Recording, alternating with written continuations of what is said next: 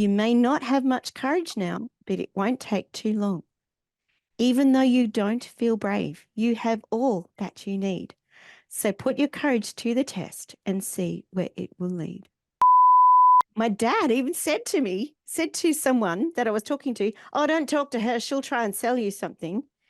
I mean, I know he meant it as a joke, but that was harsh. That was really hard.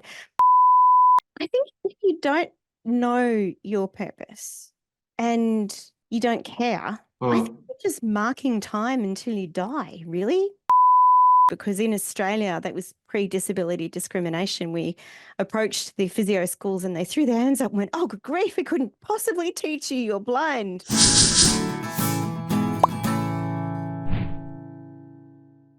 Hello, everybody. Good morning, good afternoon, good evening. It doesn't matter what time you're watching this conversation. Welcome back to Learning Living with me, Ali. And we now have an amazing guest, a motivational speaker, an author focusing on courage as well. And far away, not that far actually compared to the previous guest. Amanda Heel is here from Australia. Hi, Amanda. Hello. It's so good to be here. Thank you so much for spending your time here to share and to share your journey, your learning. I'm so much looking forward to learn from you, because I read your bio and then I got your book as well. Seeing by vision, not by sight. It talks about your journey, your life purpose, and I'm very sure this message needs to reach to way more people beyond Australia. And now I'm here in Indonesia. I got your message, and I want to learn more, and I'm very sure more people can learn from you as well. So I'm going to ask directly because you talk a lot about courage, and you were born blind, That's and yet you've accomplished so many amazing things, whether from academically, but also like you climb like over 10,000 feet in Nepal, and I would like to hear that story as well. And but just like how's your journey that leads you here? Let's start with that. okay. Well, I was born at 26 weeks, so I was 14 weeks premature, and I weighed just 750 grams or 1 pound 9 ounces in the old scale. And my father could hold me on his hand. And yeah, so I was one of twins. My twin sister didn't survive. I was given too much oxygen at birth, but in 1970, I was very lucky to survive. They measure things much more accurately now, and that oxygen damaged my retinas, causing them to detach, causing total blindness. And that was the beginning of my journey. I was one of the first people to attend regular schools back then when in Canberra, where I live, the capital of Australia, blind children were sent away to special schools, but my parents lobbied the government and until they allowed us to attend regular schools. So I did that. Then I went to the Australian National University and did a combined commerce law degree. I had a 17-year legal career, and then I was made redundant in 2014. Sold skincare for a while through a network marketing company. And then when I realized I was losing way more than I was making, I then retrained as a John C. Maxwell speaker, trainer, and coach, and dabbled in coaching for a little while, wrote 2 books, and now I'm building my career as a motivational speaker. That's really amazing. But let's go back a bit though. How was it like when you were in school? Like did you experience? Well, I cannot. We cannot compare because I cannot compare. You cannot compare. But at least you experience going to school. It's in an it's like an inclusive school. Am I correct? So Yes. you're learning together with everybody. And um, did you have any like insecurities, or how was it? Or you've always been like this, like really like positive, like really, you know, smiling and sharing this amazing energy. Have you ever been always like this, or how was it? I think, thankfully, I was a very resilient child Mm. because like the first few years of school were amazing. I loved the first 6 years of school. It was great. There were um, four of us, I think, in the four blind children in the school. And so Mhm. the school was like right across it. It was great. And then high school was horrendous. High school was awful. I was bullied. I had no friends.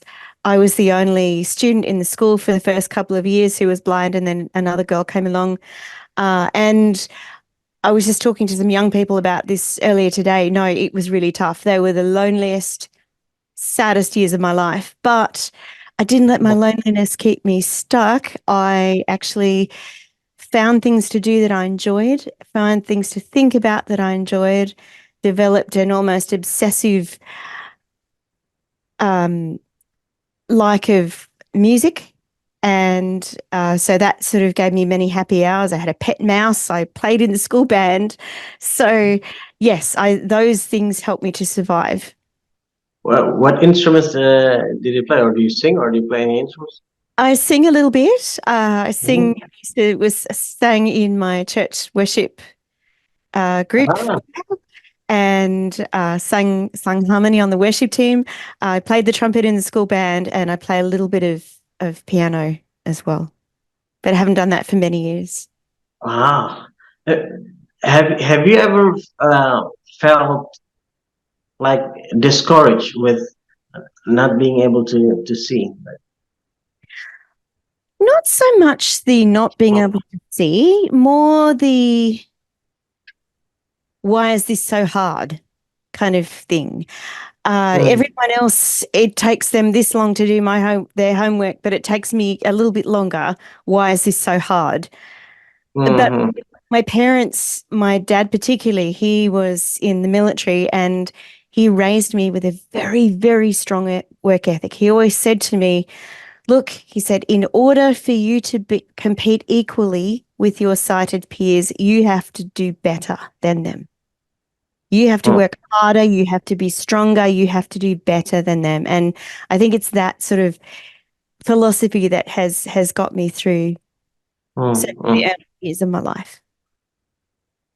And especially like you said, like at first you really enjoyed, but high school you experienced like bullying and the awareness with this kind of issue, like compared to back then, like now more and more people are becoming more aware Mm, of this issue, but not like decades ago where it's not as it's not considered as important as it is today, you yeah. know. So how did that affect you, and what did you do how did you respond to it, and how did you overcome it as well? I It's interesting. I've spoken to my mum about this, writing speeches for younger people and writing Mm, those stories of high school. She keeps saying to me, "Why didn't you tell me?" And it's like, well, I didn't think there was any point. I didn't think there was anything you could do. I didn't think there was anything I that could be done. I mean, it wasn't bad bullying, but just stuff like playing catch, in PE, physical education. One of the mm, first skills you learn is catch a ball. mm, And when the teacher wasn't looking at me, one of the people in my class thought it would be fun instead of to throw the ball into my hands to throw it at my face and do that a couple of times. And then, of course, the teacher turned back and they threw the ball into my hands perfectly and everything was fine. And I just sort mm, of rubbed my nose and went, oh, well, mm, what can you do? So I just buried it all deep inside and I didn't tell anyone because I didn't think there was any point. Going to Not going to school was not an option. So back then, mm, and my mum was a nurse, so it's not like I could fake being sick or anything like that. So, she used to put me on the bus, or in the early days, drive me to school. In the latter days, put me on the bus, and I knew where the school was and which stop to get off at. So I just got off at school and went through the day and used to feel really sad on Sunday nights because I used to know that school was starting on Mondays. But yeah, I Hmm. just coped, I think. Yeah, made the best of And it. and then you decided to study law. You went to law school, Yeah, and then you even worked in that field as well for quite a long time, 17 years. yeah. But what made you decide to learn about law? Like, what kind of career that you had in mind in high school that made you decide No, to study that? actually, I wanted to become a physiotherapist and Huh? or a Okay. physical therapist, as they say in the US.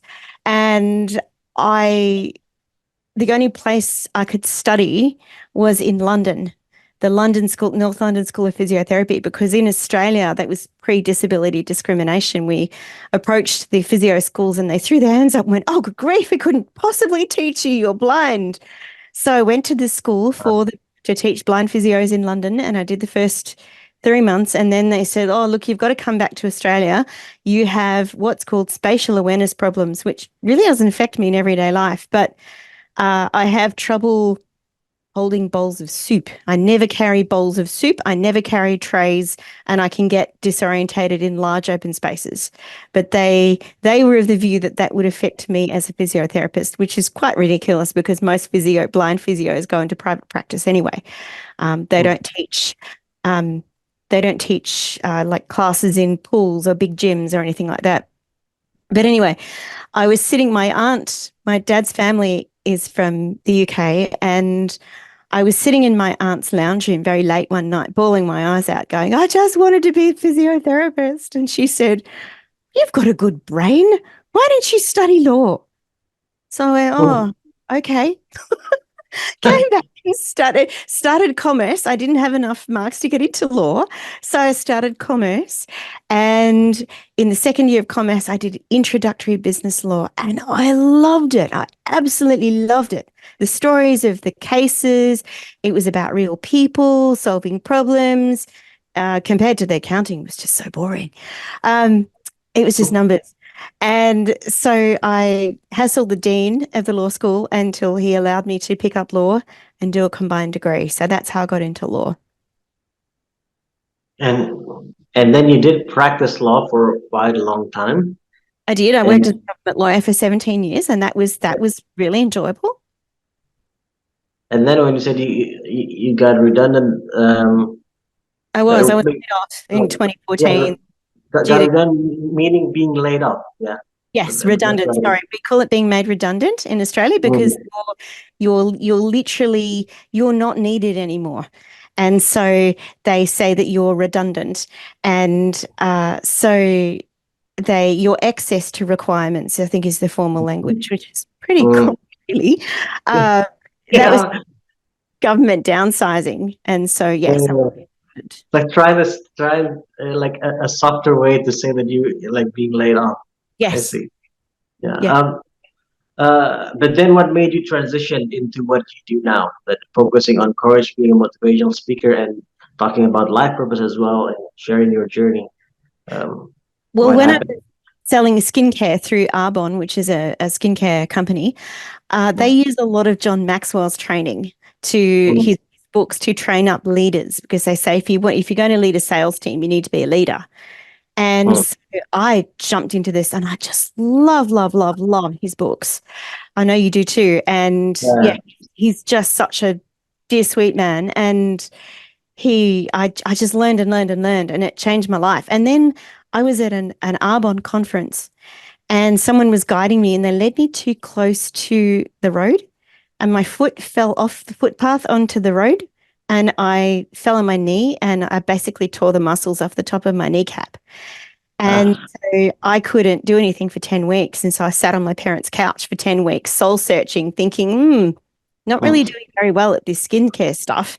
And one of the consultants rang me and said, "Would you like to retrain as a John C. Maxwell speaker, trainer, and coach?" And so I prayed about it and went, "Okay, yes, let's do that." So I retrained, and there were 5 different lanes you could go in.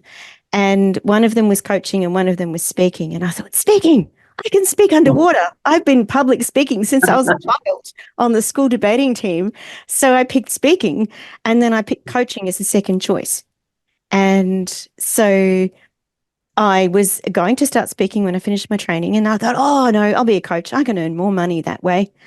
And so I dabbled around in coaching for a little while and wrote my first book on purpose because I had always wondered why I was here.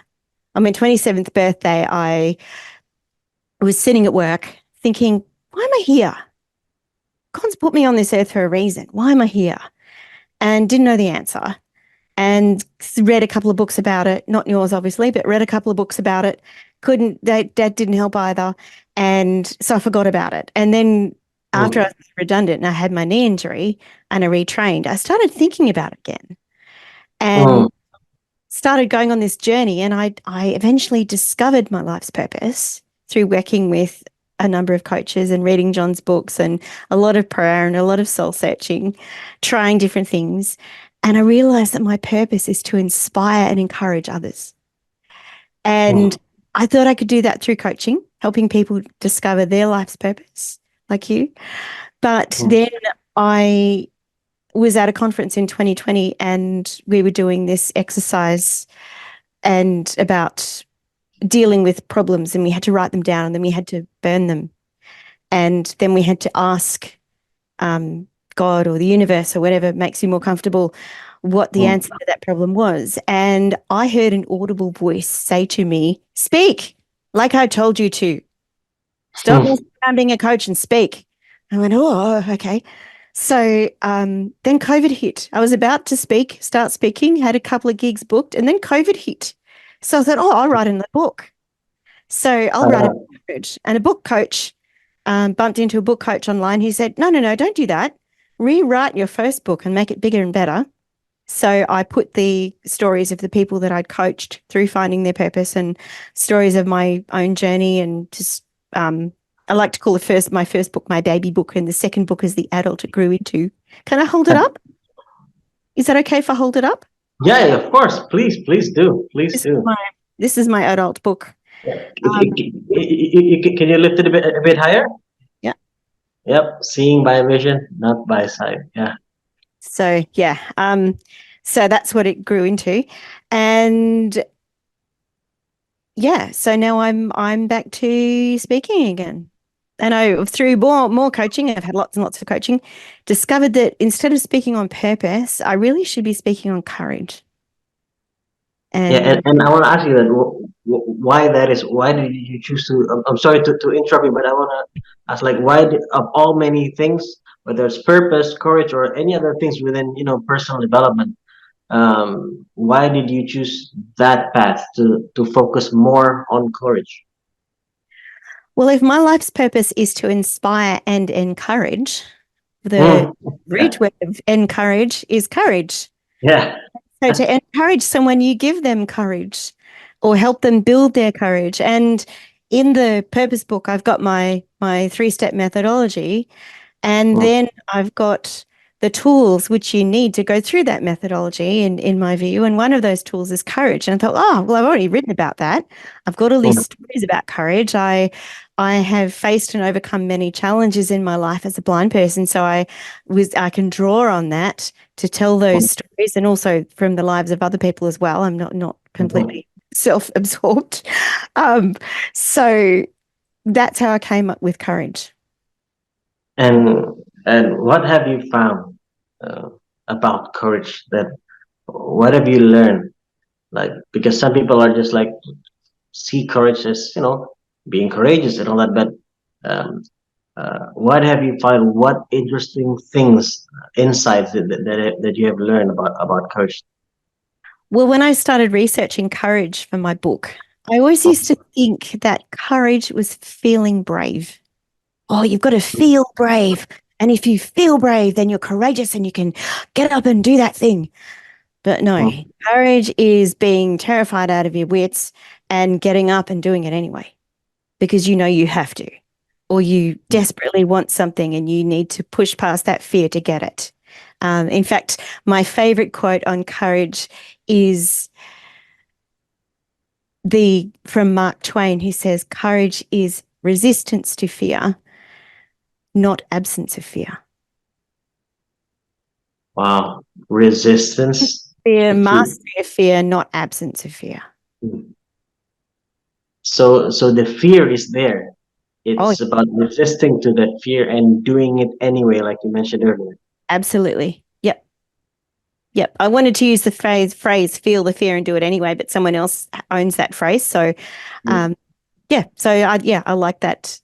Or another one is Leo Roston says to confront what could be imagined. That's another To one I like. confront what to do. That is a like a more poetic way to put it. Yeah, yeah. Mm. Okay, but how do you build it then? Like everybody, if we ask, if not everybody, at least most people will say yes. Is courage important? Yes, of course it's important. Do you want to be courageous? Yes, but how do you build that courage within you? Okay, so I've got a 5-step methodology which spells out the word focus.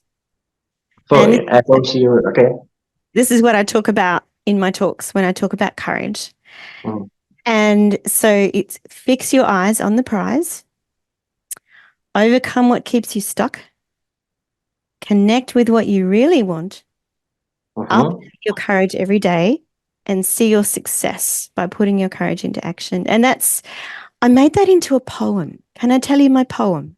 Please do. It's called Success is Courage. Success is putting courage into action. Mm. Fix your eyes on the prize, and your fear will have no space. Overcome what keeps you stuck, and see your dreams fall into place. Connect with what you really want and not what's in your head. Update your courage every day and leave those fears for dead. Remember these 4 things, and you will grow your courage strong. You may not have much courage now, but it won't take too long.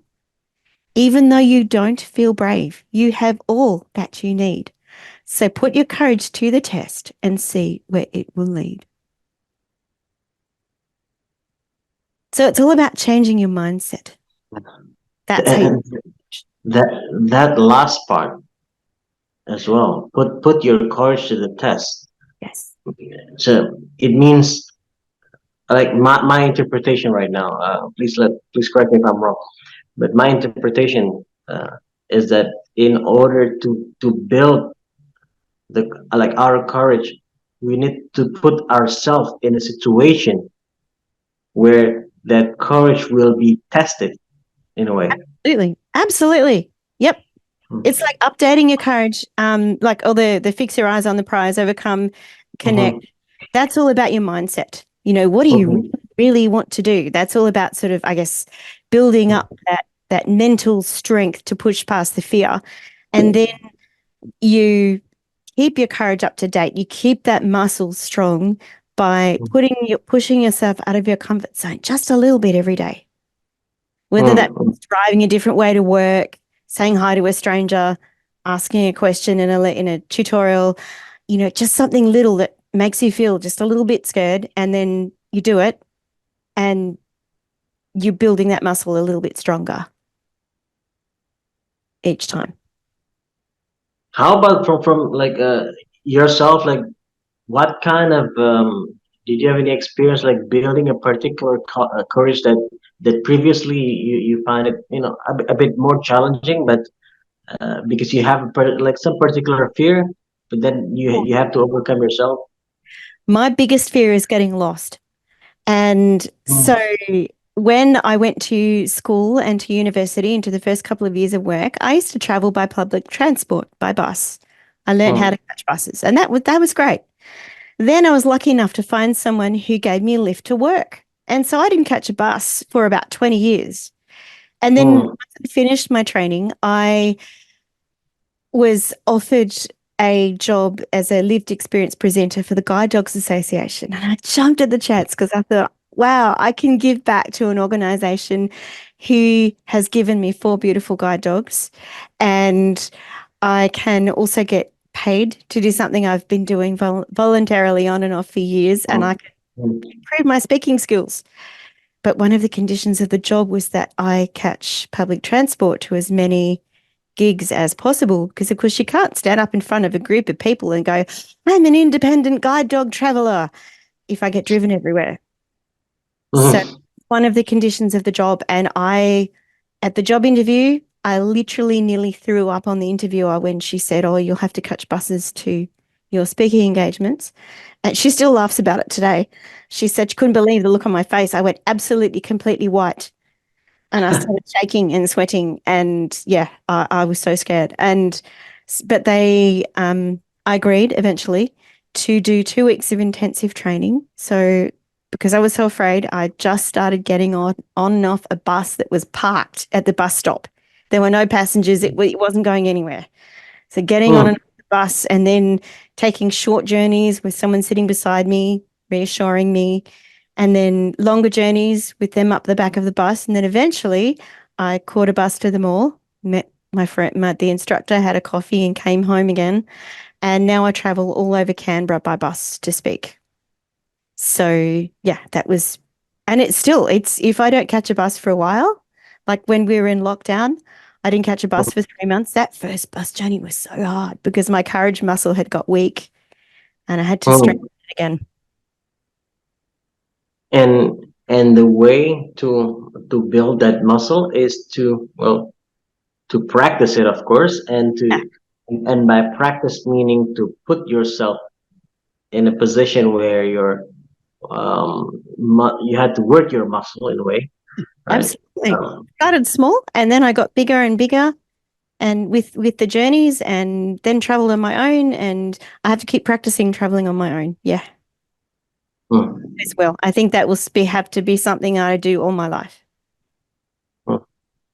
And from your clients as well, from those you've coached, usually, like from what you've seen so far, what do you see as one of the most common fear that people have? Failure. So Failure. yeah, when someone's discovering their life's purpose, as you would know, some people are at a turning point in their lives, or there's certainly the people I coached were, and people were afraid to leave their jobs or even to even to reframe where their life was. It's Mm, to look at their life from a different direction or from a different standpoint. That's can take a bit of courage. I know with me when I was made redundant, I was mm, Amanda Heal, the lawyer. I lost my identity. I didn't know who mm. I was. Was I the lipstick lady? I don't know. I didn't know who I was, and I had to find my identity again. And yeah, so I think fear of failure, fear of the unknown, I would say would be the two most common. Was that a scary process for you? Oh, hell yeah. To find your idea, like when you feel lost like that, when you felt lost. Terrifying. I was lost for years. I didn't know who I was when people would say, "What do you do?" I'd go, um, and it didn't help when my parents didn't support my skincare journey. Mm, And my dad even said to someone that I was talking to, "Oh, don't talk to her. She'll try and sell you something." I mean, I know he meant it as a joke, but mm, that was harsh. That was really hard. So it mm. was such a sorry for banging the microphone. It's such a relief now to know who I am. I'm Amanda Hill, the author. I'm Amanda Hill, the motivational speaker. I have a box to fit in. I like Mm. boxes.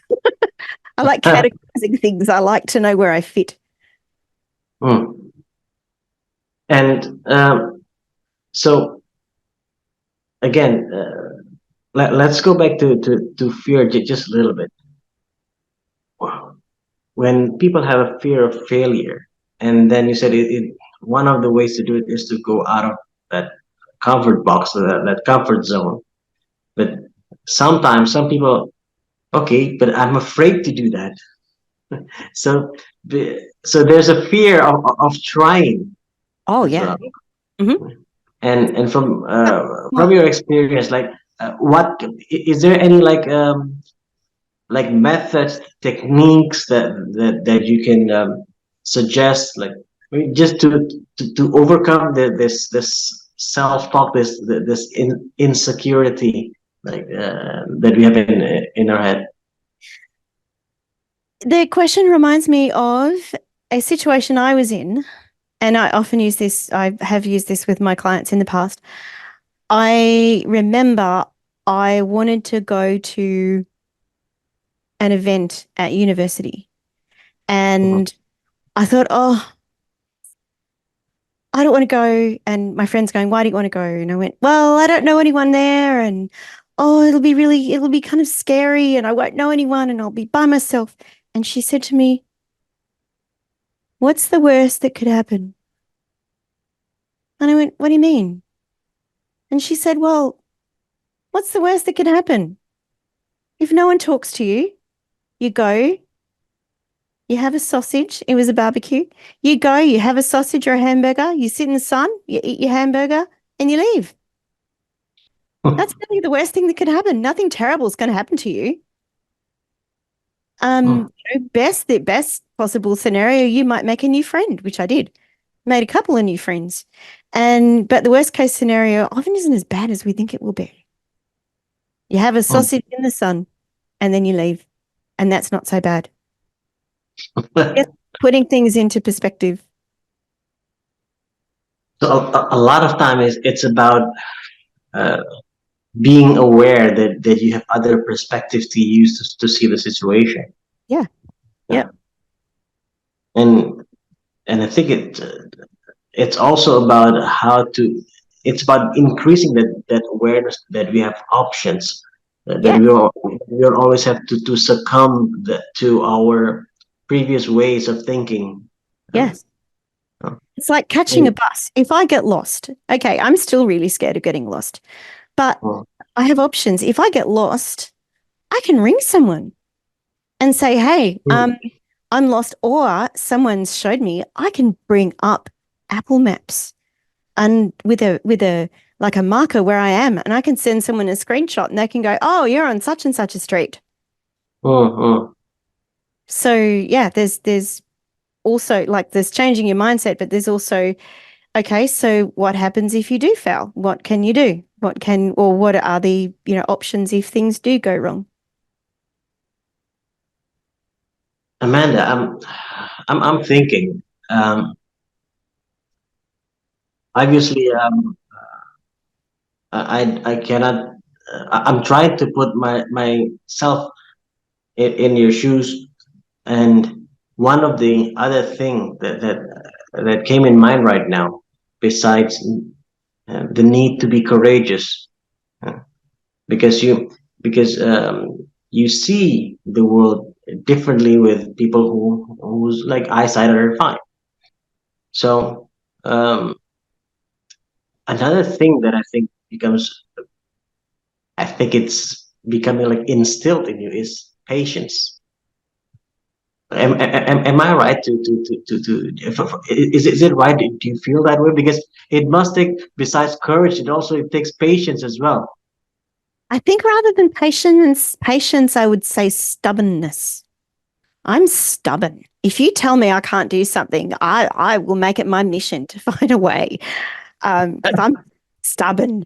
In fact, I'm actually quite impatient. But yeah, Well, stubborn, really, and I don't give up. because I said patience earlier because when you said like, okay, when you got lost, okay, I can still take a photo and a screenshot and then send it to a friend or something like that. But then you still have to wait, right? And True. then people might like other people probably. Well, let's not say other people. Let's say me. Let's say me. Like, okay, now I have to wait. Actually, I want to do this. I want to do that, but because I got lost, now I have to wait. So that's why it came to okay. It takes a lot of patience as well. But maybe it's not. But just when those kind of things happen, which is not all the time. Of course, I'm sure. But sometimes it happen or it could happen. Uh, But it's very interesting that when you flip that, it's not patience, but it's stubborn in a good way. Yes, Yeah, yes. yeah. Do you think that kind of stubborn, like um, that can be learned? Can it be learned? Oh, I don't know. I I I don't know. I've never been asked that before. Stubbornness, can it be learned? Probably, because I think I have learned patience as I get older. I suppose you could learn mechanisms to not give up, Mm, mm. to keep at it, to maybe positive affirmations, maybe reminders. Yeah, I think it probably can be learned. Yeah. Yeah. Or if we rephrase the word stubborn into determination, or like not giving up. Hmm.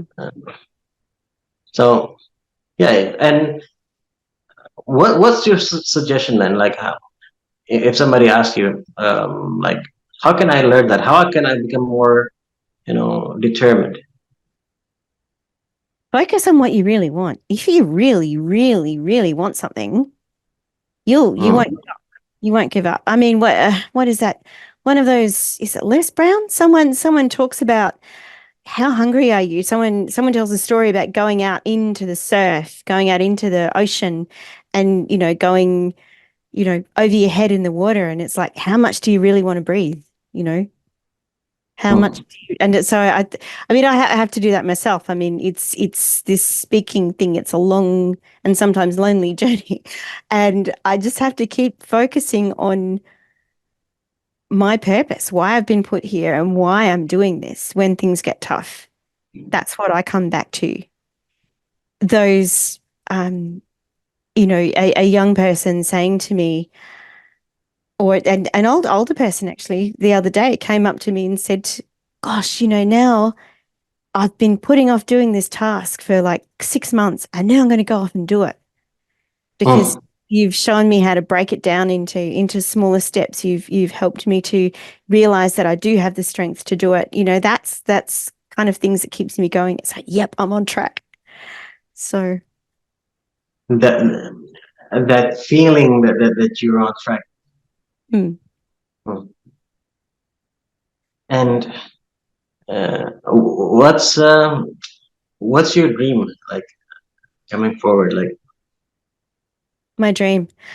I, ever since I started on my speaker journey, I keep getting this, I won't say vision because it's not a visual thing, but I can hear myself, I can feel myself standing on a stage, like a biggish stage, and like at a proper big conference.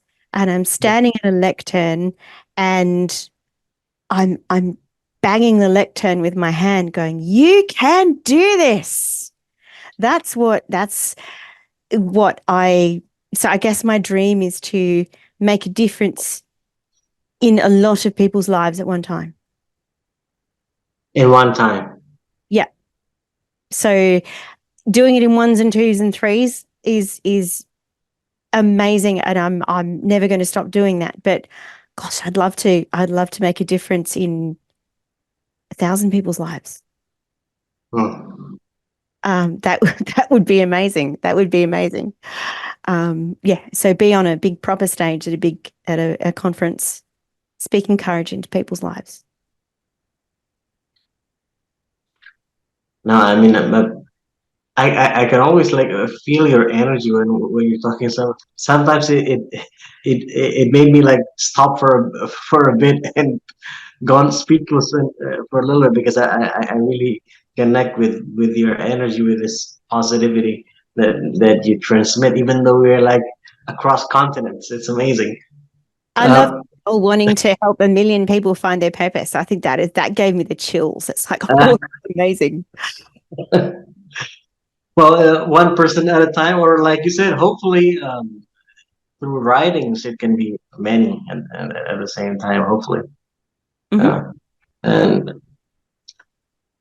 how important do you think uh, finding one's life purpose is? Oh, I think it's How, vital. what kind of difference like between not knowing your purpose and knowing your purpose? I think if you don't know your purpose and you don't care, I think Hmm. you're just marking time until you die, really. I know that sounds really harsh, but you're just going through the motions. You're not really living life. You're not doing what God put you on the earth to do. You're not doing what you were created to do. You're not using your superpowers. You're not you're not being the best version of you could be. So, oh gosh, I think discovering your life's purpose is vital. I mean, the difference between the first 48 years of my life and the rest has just been completely different, completely different. Um, before I discovered my life's purpose, I was bored. I was actually had depression for which I was being treated. I, I just kept wondering why, why am I doing this? Why am I getting up and going to work every day just to pay the bills? What use is that? So, and I used to daydream about perhaps doing something different, but I didn't know what. And now I've discovered my life's purpose. That's what gets me up in the morning. I Hmm. was went and spoke at a beautiful organization called the Cottage, which helps young people who can't go to school get back into school. And I hadn't slept very well because it was hot, and I just woke up feeling a bit ugh. And then it's like, oh, I'm going to the Cottage. Yes. So I bounced out of bed, and yeah, it was good to go. So I think it's vital. But it comes with its challenges as well, no? Oh, yes, absolutely. It's not an easy journey, but it's worth every step of the way. Definitely Hmm. worth it. And the journey Yeah. itself is really interesting. I've learned so much about myself and so many other things that I can pass on to other people. And I don't know whether you agree, but going on a journey of personal growth, particularly been doing it for quite a while, I forget just how many people out there who are not growing themselves and who Hmm. haven't done this journey and are just marking time. And Hmm. I keep reminding myself, oh, hang on, no, this person hasn't done uh, 10 years of 10 years, gosh, 10 years of personal growth. It just occurred to me. I was made redundant 10 years ago next month, 20th of March was my last day at work, 2014. It'll be your 10th anniversary then. I know, it's amazing. And these 10 years have been so much more interesting than the Hmm. previous 43. Mm. Ah, oh, that's amazing. Um, and okay, a couple more questions. A couple more questions. First, so far, what's your favorite books? Any books that you've read that that really hits you that makes like such a big difference, like a big impact on Well, being a Christian, I have to say the Bible. you? Uh, Okay. I've read that so many times, and every time I read it, I learn something new. Uh, Hmm. anything by John Maxwell is amazing. My first of his books I read was the 25 Invaluable Laws of Leadership. Uh, Yeah. that changed my life. Um, everyone communicates if you connect. Hmm. Um, the 15 Invaluable Laws of Growth, that changed my life as well. Becoming a person of influence. Oh, just yeah, anything by John Maxwell is Like, I'll add to that. hmm, Actually, I was asking you like your favorite books, but since you're mentioning John Maxwell's books, besides the one that you mentioned, I also really love Failing Forward. Yeah, yes. I haven't read I that one think, yet. yeah, Yeah. that's a really amazing book as well. Um, and okay, do you have anything that you think it's in? important to share, but maybe I haven't asked you yet? No, these have been great. This has had been the most fun I've had on a podcast in a long time. These are great questions. Thank you. Just to say that I'm building my career as a motivational speaker, and my passion is to speak to young people Mm, because I thought that corporates would be the right market. I was told that corporates were good because they had deep pockets, and mm, true. And very, very happy to speak to corporate, but it breaks my heart when I hear of young people not being able to go to school because they're too afraid. It breaks my heart when I hear stories of my friend's grandson went on mm. holidays with his family and he slept in the car the night before they came home because he was afraid they were going to leave him behind. I mean that makes me want to cry. That's Mm. why I think young people need courage. And Mm. so yeah, just if anyone knows any groups or schools or community groups or anything that I could speak courage into their lives, please do reach out. And how and where and how can they reach you? Where can they reach you? How can they find your work? How can they contact you? My name is Amanda Heal, Heal, and my website, it's all very easy, amandaheal.com.au. My email is, amandahill.com.au. yep, my Yeah. email is amanda@amandaheal.com.au. Yeah, well, basically all the links and everything are on my website. So amandaheal.com.au um, is my website. And that actually is my real name. People laugh at me and go, "Oh wow, Heal, that's such a cool." It's like, yep, that is my name. Yeah. like not just like healing people and helping to build courage, but also like it's actually your actual name. It is my actual name. Yes. So like when your parents gave you that name, like there's actually a hint already Yeah. about you. Yes. And I'll make sure like your website and your email is also in the description of this video as well, so people can check it there as well. And we'll send And the usual places, LinkedIn, Instagram, all that stuff. yeah, I'll send over the and links. yeah, yeah. And thank you so much again. This has been really, really interesting and super insightful. I'm very, very grateful that you take your time to share with us. And and I'm very, very sure not just me, but everybody who's watching and listening to this conversation will gain a lot of very useful insight, useful tips as well. Um, but for you guys who's listening to this, make sure to go to Amanda's website as well. Check her website. Just reach out and get her book as well. Read her book as well. Read her journey as well, and learn from her journey as well. And not just about purpose, but again, it's how we can build and maintain. I guess, Amanda, not just building, but maintaining as well. Yeah, our Yeah. courage as well, Definitely. because it can go it can go up and down, Mm. but we can learn as well how to maintain it, because we both know, everybody know that we need to maintain our courage. Yeah. So thank you so much. Thank you so much for your time. And I hope this won't be the last time that we have a conversation. Me too. I enjoy our chats very much. Likewise, likewise. And for everyone who's watching, thank you so much. Do share in the comment section as well. What did you learn? Anything in particular that hit you more, that hit you the most? Write in the comment section and share this video to everybody else. Hopefully, it can be helpful for those who's listening to this as well. Thank you so much, Amanda. I'll see you soon. Take Thank you. care. Ciao.